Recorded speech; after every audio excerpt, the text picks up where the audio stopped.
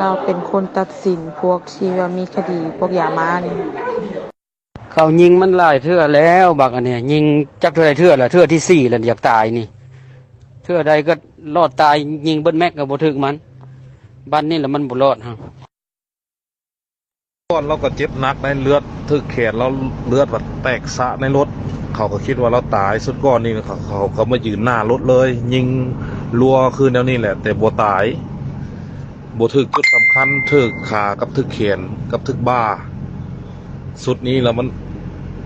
อัดใส่กระโตหัวเลยบาดนี่สุดก้อนนี่ป้าถ้าตัวเห็นรถนี่ตัวว่ารอดได้นะได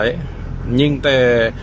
กระจกรถหน้ากระจกรถเป็น10 กว่าหูทั้งข้างกัน5-6 หู